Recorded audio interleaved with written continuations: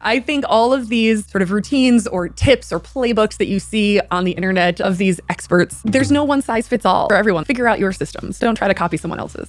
Goals is a kind of a touchy word for really ambitious people because we're really good at setting goals that don't necessarily matter. We talk a lot about this idea of work-life balance. I hate that idea because You apply business school logic to online dating. I did. I created a sales funnel. I was like, this is just a business problem. How did that work? I realized that online dating was a great source of and I went from like top of funnel 200 and some emails to bottom of funnel 6 dates. And my husband was one of them, and we were together ever since. Okay. It's a little bit insane, I will admit. But for me, at least, frameworks help me diagnose a problem. Then it's a lot easier to make a plan and then execute on that plan to solve the problem.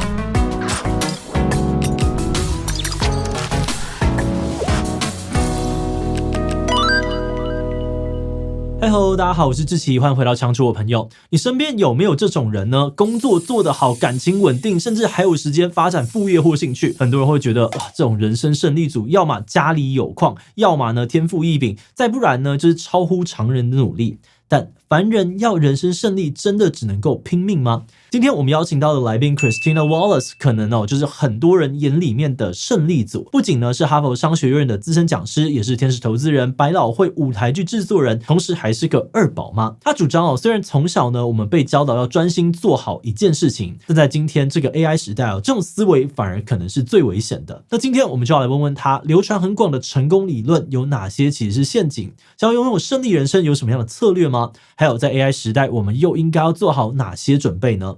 不过在开始之前，先让我们进一段工商服务时间。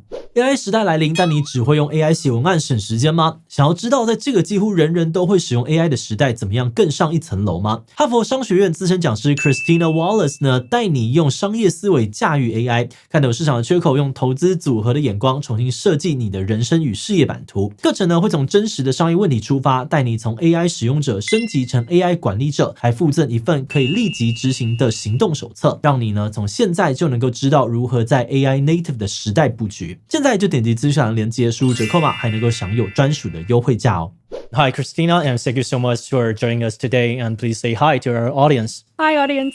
Okay, to kick things off, we put together a list of popular success quotes. We'd love to know, do you agree or disagree with each of these? Okay. First, success is a choice you make every single day. Disagree. Disagree, why? I think that framing puts all of the onus on you as the individual, and it ignores all the systems around you, the people, the structures, the systems that might be supporting you, and make sure that they're actually put in place to help you too. 2, fake it till you make it. Also disagree. I think that there's so much value in being honest about what you know and what you don't know. I have been hired for basically every job I've been unqualified for. And I've been pretty open about that. So I think you have to go in with the confidence that I will figure it out, but the honesty that I'm not the expert right now. Got it. 3, your comfort zone is where dreams go to die. Okay, this is a partial disagree. I think there are seasons of life where comfort is necessary. And then there are seasons when you need to push yourself to grow. And that is where you need to get out of your comfort zone. 4, successful people don't make excuses. They make it happen. Okay, I have to disagree on this one. I feel like that's survivorship bias. The people who have made it through then get to go back and tell a great story about how, of course, they made it happen. But there are structural barriers. There are headwinds. There are things in place that prevent successful people from being successful because they didn't have the resources or the access. So there's a lot that can happen to filter out what should be hardworking people from being successful. I don't like that mindset that you alone can make it happen. 5, the early bird catch the worm. Morning routines are the secrets to success. Okay, that's a hard disagree because I was not a morning person until I had kids. I think all of these sort of routines or tips or playbooks that you see on the internet of these experts, there's no one size fits all for everyone. Like, find the thing that works for you. If you're a night owl, do your best work at 2 a.m. Figure out your systems. Don't try to copy someone else's. Okay, the last one. Find your one thing and go all in. Okay, well, you should know me well enough to know that one is a disagree. You seem like just disagree people. Like straight across the board. The most resilient, the most fulfilled people I know, they are not putting all their eggs in one basket. They are building a portfolio. And it doesn't mean you can't build expertise, but it means you're not banking everything on just one job, one relationship, one network. It's really risky. It's not just really even from like a fear-based place. It's also from a growth and fulfillment-based place. Like, who wants to live a life where you're just doing one thing forever? After going through all of those, I'm curious, how do you define success? Because I think everyone has a different pictures in their head. For me, success, I've had a lot of time to think about this. This was one of the big questions that my mentor, Clay Christensen, asked me when I was about to graduate from business school. I think after putting a lot of different systems in place and trying out a bunch of different measurements, it came down to really one question, which is, am I happy? And I think happiness can be defined a lot of different ways. For me, I'm not just looking at my career. I'm also considering my family and my health and my creative expression, my friends. And on any given day, you might have a good day or a bad day, right? But over a period of time, a year, did I have more good days than bad? And if the answer is no, then maybe I'm being ambitious for things that I don't actually care about. If you are rich, but you're just happy, then what's the point, right? So I think high achieving people, ambitious people are really good at achieving things that might not necessarily matter to them, right? We're good at acing tests. We're good at running races. We're good at working hard for the promotion without necessarily stopping to see if we care about those things. And so this is the opportunity to sort of check in with myself every year, say, do you still care about those things? And if not, use that as an opportunity to redesign, rebalance for the year ahead.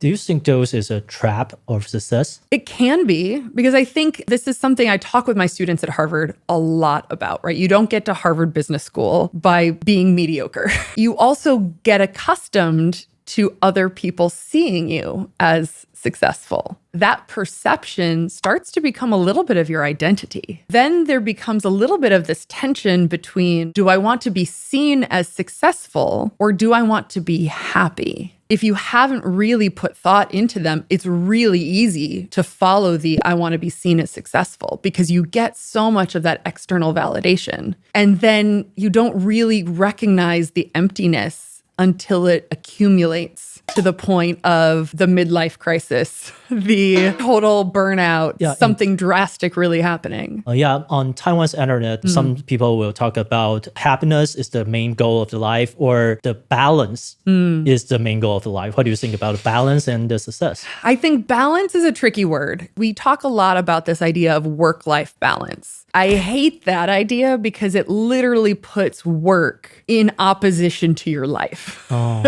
Anything that you give one, you have to take from the other. So when I designed the framework of the portfolio life, it was specifically to find a way to put work in the context of life. And to recognize that your work is part of who you are and what you do, but there are all these other things that make you you and that make up your happiness, the relationships, the people, the things that you care deeply about, and they have to fit together as a whole. And if they don't, if you are overcommitted, if you're trying to squeeze 120% into what is 100%, you will burn out. In Taiwan, we have this phrase called 人生胜利组.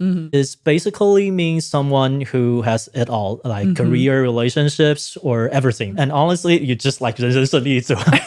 Harvard lecturer, an angel investor, Broadway producer, a mother of two. That's a lot. Was this something you designed, or did it just happen? It was designed over a long period of time. I first started out after business school working on my first startup. And in that chapter of my life, it was really trying to figure out my professional path. And for the next 10 years, I was really building out my network and my friendships and my focus around startups, entrepreneurship, and focused on finding a life partner. And I got to a point after many years of sort of dating without any focus. I realized if I cared deeply about having a life partner, I should probably put the same level of effort into that I was putting into work. Yeah. So I did. And I set out and found the man who became my husband. Yeah, because speaking of dating, you have a TED Talk, right? Where you apply business school logic to online dating. I did. I created a sales funnel. I was like, this is just a business problem. How did that work?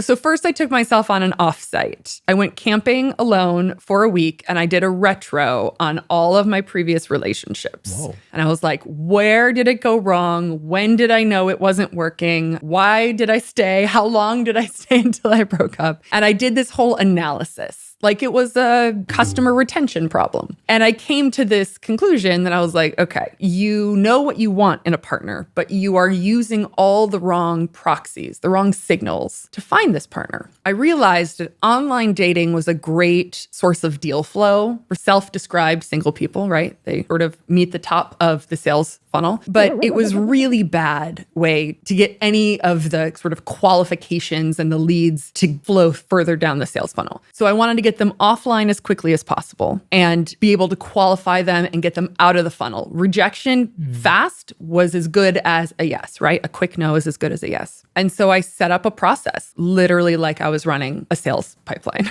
Whoa.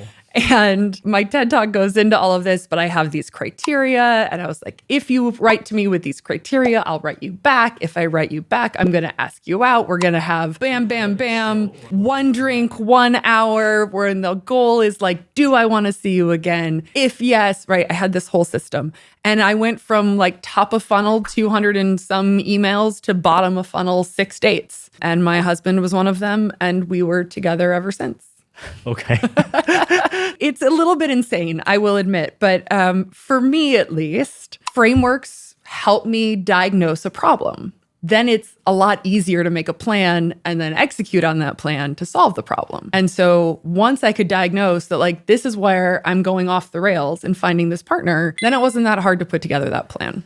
I also noticed you applied portfolio theory to life design. Yeah. Is that the secret behind doing so many things at once? It is. And it's sort of to your earlier question about like, did I design kind of all of these pieces? And the answer is sort of yes. So as I was moving out of the season of being an entrepreneur, I did this for 10 years. I had met my husband and we had reached the point where we wanted to have kids. And so I knew that like the family component of my portfolio, that allocation was going to be a pretty big allocation. The piece that I normally would allocate to being an entrepreneur was too big for my portfolio for this season. I had to find something else. And that is what led me back to Harvard to join the faculty, to teach entrepreneurship rather than practice entrepreneurship. And then in doing that, I had space for other things. And I was able to angel invest. And through angel investing, started to discover that Broadway investing was actually very similar to angel investing. But it started by recognizing for this season of my life, the allocations have to fit. And motherhood and entrepreneur for me didn't fit. And so I had to find a different allocation that worked. And that design was very intentional. I imagine some people's first reaction to all of this might be these strategies only work for people who already had a head start. How do you respond to that? Totally valid reaction, but I would push back on that. I did not have a head start. I grew up in a very, not quite poor, but pretty darn close, very working class family. And part of what actually led to even this idea of a portfolio for me was because I grew up without that safety net, without financial resources, without the ability to lean on my family for money. From really, really hardworking. Had to be hardworking. And from the beginning, I was like, I need to create my own safety net. And so to create my own safety net was, I've never just had one source of income. I've always had several side hustles, but it also was an opportunity for me to fulfill a lot of the things that I wanted. Actually, I've tried a lot of different things myself. Like I'm a YouTuber, I'm a businessman, and actually I'm also a VC too. So I totally get the appeal of that. But I still get tired sometimes. Yeah. So I have to ask, do you ever burn out? I've burned out once. Once? Only once? All the way. I've gotten close, but I've only fully burned out once. I was writing for Forbes at the time. I was running my second startup. I was writing for Forbes. I was singing in a choir. I also had an a cappella group. I had a podcast, and I was doing all of these things. Oh, and I started a master's degree in computer science. And like my calendar was booked. And the day starts at 6 a.m. and it finishes at like midnight with me eating cereal in my kitchen, standing up. Like that was dinner, You're just going crazy. Nuts. And my friend like texted me after I published this, and they're like, you're losing your mind. Like that is a ridiculous schedule. And that was the moment that I was like, oh, part of why I am keeping this insane schedule is because my needs are not being met by my day job, my current basis of what had been my life. And so instead of fixing that, I just added a bunch of other things to cover that. To try to meet my needs in other ways. But now I'm exhausted and I'm falling apart at the seams. And so Marie Kondo had just blown up in the United States to declutter your house. So I used her decluttering framework and decluttered my life, my calendar. I gathered like items. I said, is this still serving me? I thanked the things that once did but no longer are, and I got rid of them. And then I opened up all this space. And that was the summer I met my husband. Well, that's really interesting because my calendar is actually crazy right now. Mm-hmm. And my best friend Ray just said to me yesterday, he said, you need to clean your calendar. Mm-hmm. You are too busy. There's a lot of times that we keep things just because they've always been on our calendar. And we don't really question, like, do I need to keep doing that? There's this idea in business called zero-based budgeting. It's mostly used by private equity firms. They say you are going to start from zero. Mm-hmm. And you have to make the case for every penny in your budget from the beginning, every single year. So Marie Kondo is a middle ground. If you want to be super extreme, you can do a zero-based budgeting on your calendar and rip everything out and then say, do you get a spot back? That's really insightful. I told you I use business frameworks far too much. I think a lot of people tend to focus on one thing because most of us have limited time and energy. So if you want to stand out, shouldn't you just go all in on one thing? There's certainly the desire to have expertise.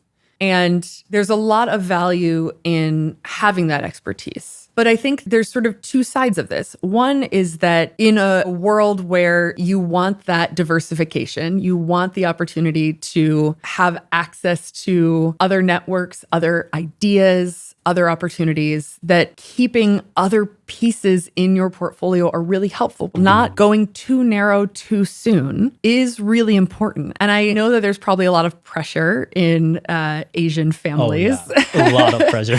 Became an engineer. To focus, to be excellent. Working in TSMC. I'm sure, to pick that thing and, execute on it and go make the family proud. But I think that there's a lot to be said. You can forward this to your parents. There's a lot to be said for building out those orthogonal, those sort of diversified interests and skills and relationships, in part because they might offer you a perspective or an idea that you might not come across otherwise. Also, in part because we have really good research that shows sometimes charging through a problem doesn't actually solve the problem. And what you need is to step away from the problem and do something else entirely and come back and be able to have fresh eyes on it, that actually is where you have the breakthroughs, where you have the insights. Yeah, and that's the difference between you and others. Exactly. Like Kristen said, did research on this. It's called the innovator's DNA. Innovator's DNA. Yeah. And one of the 5 key pieces of this, sort of the creativity of this DNA, is the power of associative thinking. It's the ability to associate an idea from one world with an idea from another world. It means you don't have to come up with new ideas. You just have to connect them. And that's where doing more than one thing is actually kind of a superpower for creativity and innovation. Okay, so sticking to one career path is actually risky, and yes. That's why building a portfolio life matters. But what is portfolio life exactly? A lot of people would hear that and think, isn't that just having a side hustle? A portfolio life includes your career, but it also has all these other components. So within your portfolio life, you are taking into account your allocations to your hobbies. It doesn't have to be a source of income to be something that you've diversified into. If you're learning a skill and building a network and having this expertise, and I have great case studies on this in my research, that can become the thing you turn to in a moment of disruption that suddenly becomes your next job. Is there a specific case that you find interesting or inspiring? For example, one of my favorite case studies is a man named Robert Lang. He spent the first 20 years of his career as an astrophysicist at NASA. And then one day he told his wife, I want to quit my job and I want to become a professional origami artist. Now, you might think he's having a midlife crisis, but he had been folding origami since he was 6 years old. Wow. And so when he hit this moment where his job stopped being about making cool physics and turned into a lot of layoffs, he had the flexibility to pivot. So he went and became a professional origami artist. He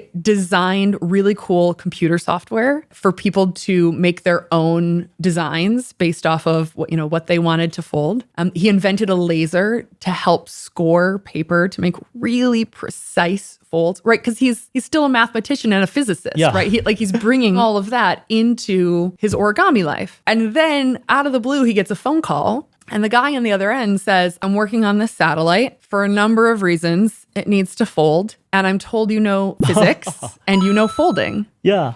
And so he signed on to the project. Wow. And became a consultant on this really cool satellite. And then once that launched, word got out, this physicist knows folding. And then he started getting calls from car companies who wanted to fold airbags in cars, medical device companies who wanted to make implants. And now he's on this whole third chapter of his life as this sort of multi-hyphenate physics folding consultant. Just like you said, it started from a hobby. And it started from a hobby. If someone wanted to start designing their own portfolio life, where should they begin with? There's a couple of ways in. One is to start with who you are. The founding idea behind the portfolio life started with you are more than your job. And I introduce myself, and I have for a very long time, as a human Venn diagram. This Venn diagram idea is one that I offer to everyone, that everyone sits sort of at this intersection of different skills, different worlds, different industries, different childhoods that you can bring to what you have to offer when you enter a room. Because if you've only thought of yourself as your job for a long time, and sometimes really professional people have been doing this for a very long time, it might take work to remember oh, that used to be who I was in school. I forgot about that. So you can start with creating your Venn diagram. And then there's some really good questions in the book around how to find it in yourself, or you can just go get coffee with your friends and your loved ones. You can ask them who you are because they see you and you might not even see what is so obvious to them. So you can get some data on this and figure out kind of that bigger picture of who you are. There's another start, which can also be, what are your needs? And that's not just how much money you need. It can also be things like, I need to make something as part of my daily existence. I can't just manage. I have been miserable anytime I've had a life where my portfolio was just managing other people's work. I have to have a world where I am making. So you can think through sort of what are the things you need, because your portfolio needs to meet those needs. That's how you can construct it. You realize, wow, I'm feeling friction right now because I've got this need that's not being met. Yeah, if you have enough time to just feel yourself, and you will connect a lot of things. Yeah, that's true. The third component of this, of course, is what do you wish for? What do you want for your life? And I use wish really intentionally.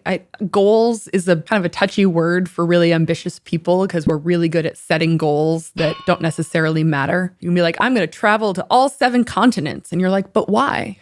You're like, because I can talk about it at dinner parties. Like, but why? I talk a lot about really forcing yourself to think through, like, what are the 100 wishes that you have for your life? You need to question yourself deeply. Yeah. What is this all for? And some of them can be really big and ambitious and exciting. And some of them might be very small and tactical. Like, I have a wish that I can pick up my grandkids when I'm 80. I also noticed that you've talked about the importance of having a portfolio life in the age of AI. So I want to talk about AI with you. I think for a lot of people, the fear of AI isn't just about being replaced. It's also about how to use AI well enough. So you mentioned leveraging AI with a business mindset. What does that look like in practice? When we talk about AI with a business mindset, part of what that means is to think strategically about how it could impact you and where you might want to get the most use out of it, and then to run experiments and learn from it, and then iterate on it and run it a little bit bigger and sort of get to know what the tools can do. Not only be an AI user, just to be an AI manager, right?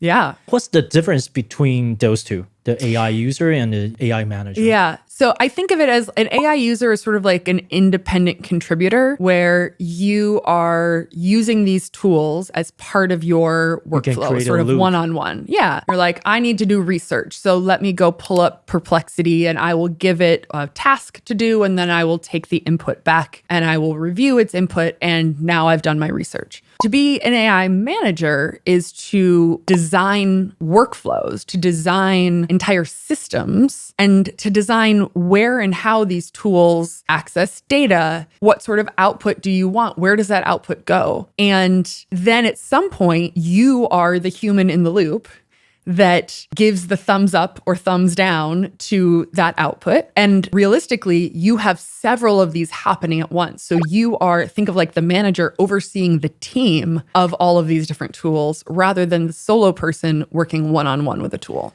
And there's a word that you mentioned before is called a centaur workflow, right? Yeah. What is that? Because a lot of us are already using AI tools and vibe codings, but does that count? A little bit. So the idea of the centaur is, head on top, horse on bottom, right? So in this context, it's the idea of use AI where AI does things best and use a human where the human does things best. Okay. And where it's tricky is it's not always obvious where that line might be. And so part of what you have to understand for your business or your context is what are the things that AI can do correctly without a ton of you managing or giving feedback on or fixing the edge cases? Like, where is it that it can do its thing correctly, quickly, with all of the things that it is excellent at? And then where does it loop you in? What is the value add you bring into it? And how do you sort of amplify that success?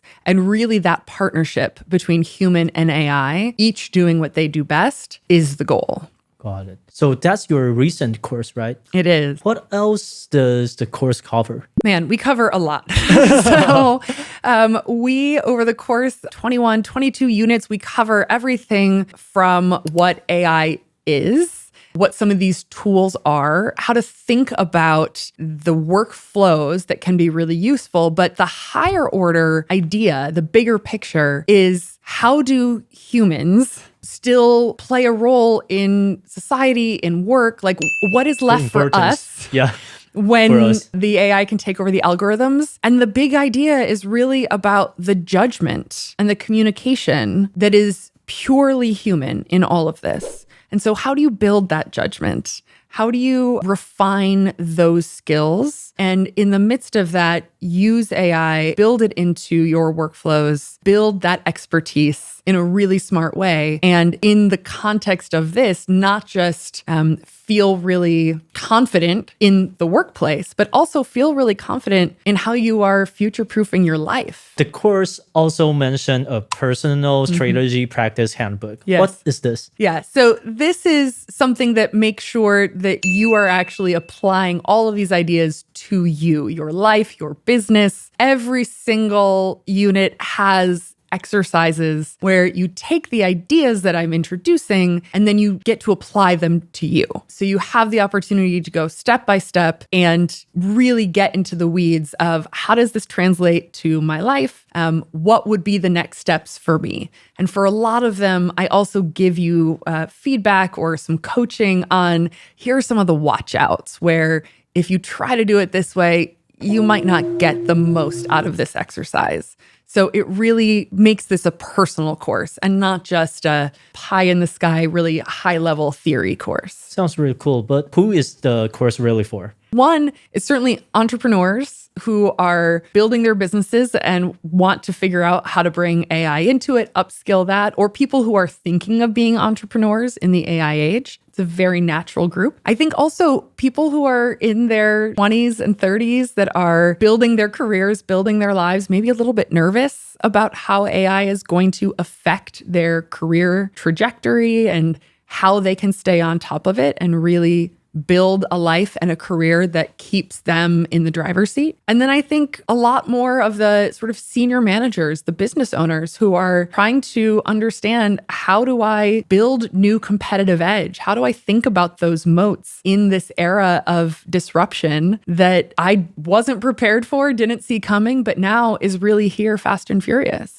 Yeah, that let me think about in the age of internet, we try to learn a lot of things for the internet. Yeah. And in the age of mobile, we learn a lot of apps. And in the age of AI, we need to learn so much. For the viewers out there who feel like already trying so hard, but I still feel like I'm falling behind, what would you want to say to them? I feel you. I do. So here's the thing. The core idea in the age of AI is that the cost of execution, cost of making things, technical things, is going to zero, right? Zero. You can vibe code in a day. So execution is no longer the barrier. It doesn't mean you get to opt out of learning how the execution works, though. So what I mean by that is go tinker with these tools. You don't have to become the expert in them, but tinker with them. Understand what they are. Understand the difference between the different agents, the different vibe coding platforms. Just try them out. Be curious. Don't feel like you have to give every waking moment to the latest tool that you've read about on the internet. But be curious and stay open. And that as the dust starts to settle, and it will, what the kind of the winning tools are, the frameworks that are really going to hold, then you can really get up to speed on and invest in expertise there. In the meantime, as that execution drops to zero, really invest in those human elements that AI can't take over. Developing amazing judgment. How do I make great decisions in moments of ambiguity? How can I develop really strong contextual intelligence? Invest in yourself on the parts that AI can never take over, and then just breathe. Okay, before we wrap up, is there anything else you'd like to share with our audience that we haven't touched on? I think my biggest life advice, at least that I offer my students, is stop caring about whether you're successful. Just focus on whether you're happy. All right, here's thanks to Christina for such an insightful conversation. If you enjoyed the video, please share it, or you can click here for another video. And that's all for today's episode, and see you tomorrow night. Bye!